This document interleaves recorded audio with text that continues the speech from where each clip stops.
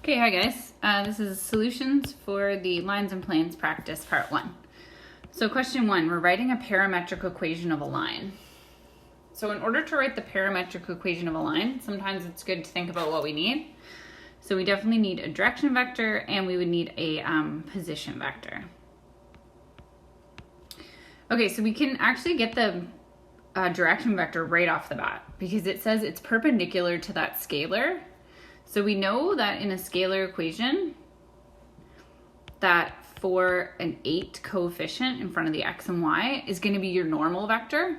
So that's a vector that's perpendicular to your line.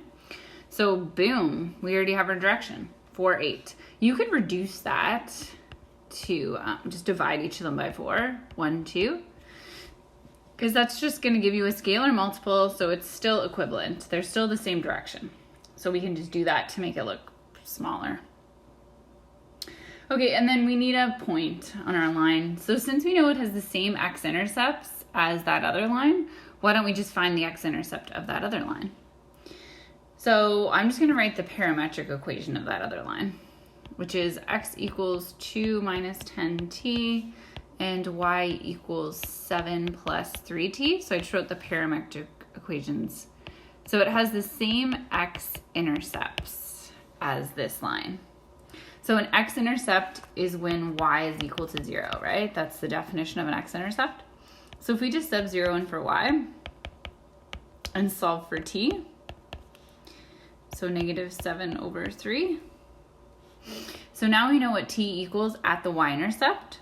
So we'll just sub t in over here and figure out what our x-intercept is. So 2 minus 10 times negative 7 over 3. So 2 plus 70 over 3. If I just switch that 2 to a 6 over 3, then I'll get x equals, 76 over 3. So that's the x-intercept. And that's also a point, 76 over 3 comma 0. And we can use that as our position vector. So 76 over 3 comma 0. Now we cannot take a scalar multiple of this because that's defining a specific point on the line. So if you took a scalar multiple, now you're not giving a point on the line. So don't do that. So our final answer for this question would be, an equation of the line would be, it says write parametric equations of the line. So we don't need to write that. So our final answer, parametric form, would be x equals 76 over 3 plus t, and y equals 0 plus 2t. Right, because I'm just using this and this. I'll just, in case you're like, what? Where did that come from? I'll just write the equation of the line would have been xy equals 76 over 3 comma 0 plus t 1, 2. And then I just switched it to parametric. So that's what it asked for, parametric. Okay, first question down. Second question. Write the scalar equation of a plane that's parallel to the xz plane and contains that line. Okay, so let's take care of parallel to the xz plane. So if it's parallel to that plane, I'll just draw you a quick sketch, which is probably not going to help at all. But this is the xz plane is on the, this axis. See, that's very clear. Or if that doesn't help, you could just even picture it being like, on that plane. So a vector that's perpendicular to that is going to be on the y-axis because that's perpendicular to these. So if you just select a point on the y-axis, you're going to get a perpendicular vector. So for example, the vector 0, 1, 0. That's going to be perpendicular to your xz plane. Or if you're like, I don't believe you, then you could pick any point that would be on the, any 2 points that would be on the xz plane, pick any point, 2 points, and then do the cross product of those. But you'll be able to get it down to 0, 1, 0. Okay, so we got a, what are we doing here? Write the scalar equation of a plane. Okay, cool. So we got, actually we just, write the scalar equation of a plane that's parallel to the xz plane. Okay, cool. So we got the normal vector to the xz plane, and therefore if we were writing a scalar equation of a plane that's parallel to the xz plane, it's going to have this normal vector, because since it's parallel, they'll have the same normal vectors, really. Okay, so we got that down.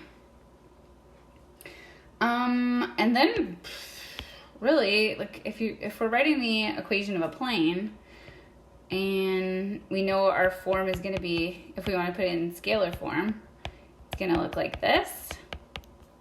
And we already know that A, B, and C, those coefficients, is the normal vector to the plane. So is a vector that's perpendicular to the plane.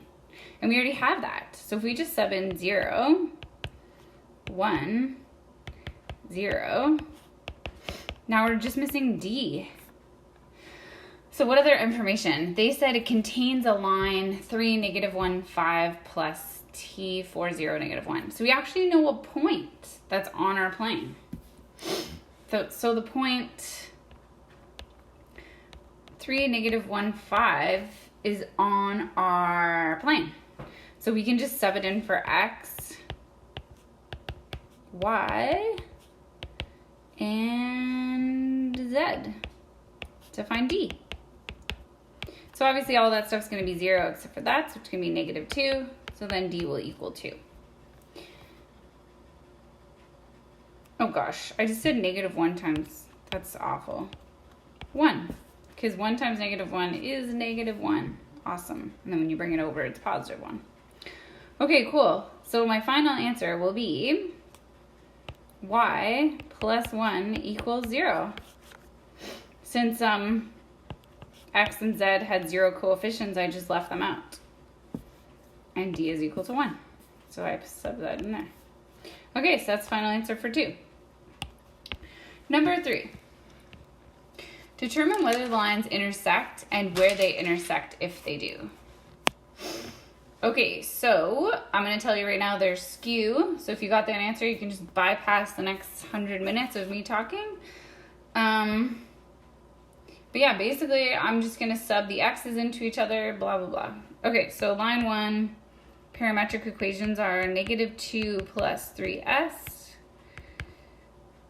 4 minus 3s, and -1 plus s. And then line 2 is x equals 7 plus t, y equals 10 plus 4t, z equals 4 plus 3t. And then I'm just going to equate the x, y's, and z's. Okay, so for my first equation, I'll do the x's. So I have -2 plus 3s equals 7 plus t. And if I just make that look a little nicer, I have 3s minus t equals 9. First equation. Second equation, I'll do the y's. So I have 4 minus 3s equals 10 plus 4t. Then I'll just get everything on the left here. So my -3s minus 4t equals 6. Just making it look a little nicer. And then finally, I'll do my z's. So -1 plus s equals 4 plus 3t. Bring everything over. So s minus 3t equals 5. And then just pick which 2 equations you want to tackle. You can only do 2 at a time. More than enough. So I'm going to pick equation 1 and 2. Why? Well, I just noticed they both have a 3 coefficient for s. So that just makes my job a lot easier. Okay, so I'm going to do elimination. So I'm going to pile them on top of each other. So 3s minus t equals 9. And -3s minus 4t equals 6. You could have also done substitution and isolated a variable like t here.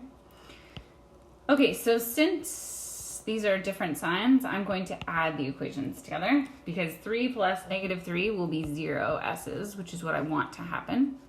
-1 plus -4 is going to be -5t, and 9 plus 6 will be 15. So t is equal to -3. Now I'm going to take that answer and I'm going to sub it back into one of these equations. For example, 3s minus t equals 9. So I'm going to do 3s minus sub in -3 for t. So 3s plus 3 equals 9, 3s equals 6, and s equals 2. Awesome, so I got values for s and t, but I still don't know if they actually do intersect. So what I want to do is I want to check with the equation I have not yet used.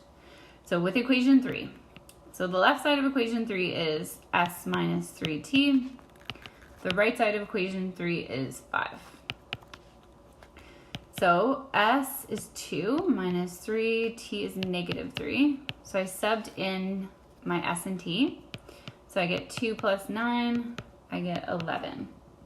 So the left side does not equal the right side. Therefore, the lines are skew and they will never intersect. Lines are skew, no solution, no intersection point. There you go. Okie doke. Question 4. Determine if the planes intersect and describe how they intersect. So I didn't say you had to find out where, but you could have. So just by looking at them, they intersect. And I'm guessing in a line, for sure. And how do you know that so quickly? Because when you look at the equations of the line, or plane, sorry, let me just write them out. So when you look right at them and you look at their coefficients, you can tell just by looking at the coefficients that their like A, B, and C values are not going to be scalar multiples of each other. So if they're not parallel planes, then they're going to intersect. And if they intersect, then they intersect in a line. There's no other option. So I'm just saying, I'll just reiterate that. They're normal vectors. This one's 2, 5, -7. And this, say normal 1 and normal 2. This one's 1, -2, -5. Like they're not scalar multiples. Like if I took the x's and multiplied normal 1 by 2 or normal 2 by 2, like I'm not going to get normal vector 1. So they're not scalar multiples. So therefore they intersect in a line. And then you can be done that question. Or you can keep going and just practice how do they like figure out what line? What's the equation of the line where they intersect? And if you wanted to do something like that, you can.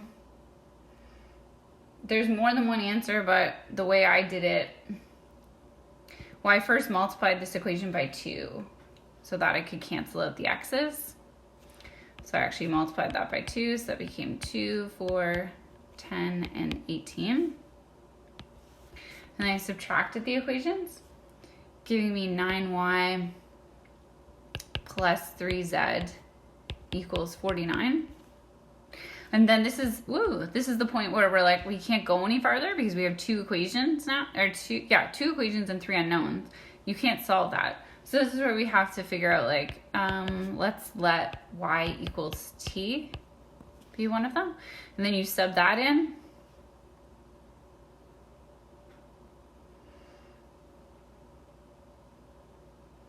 So for example, so if we took this equation, 9t plus 3z equals 49, and isolated z, this question gets ugly because of all the fractions. So z is equal to 49 over 3 minus 3t. So now we have an equation for z, and then we just need one for x. So x is equal to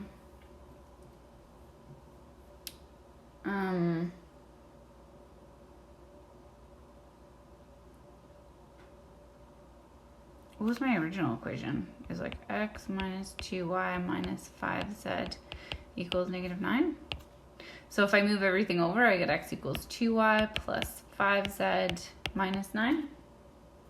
And then I just sub in everything I know. So x equals 2t plus 5 times all that stuff. 49 over 3 minus 3t minus 9.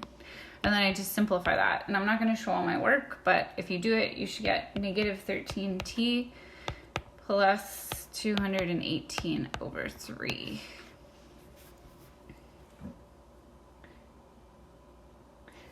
So that gives you your parametric equations.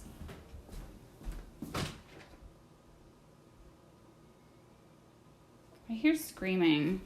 Okay, I'm gonna put 5 on another video in case somebody hurt themselves in my house. To be continued.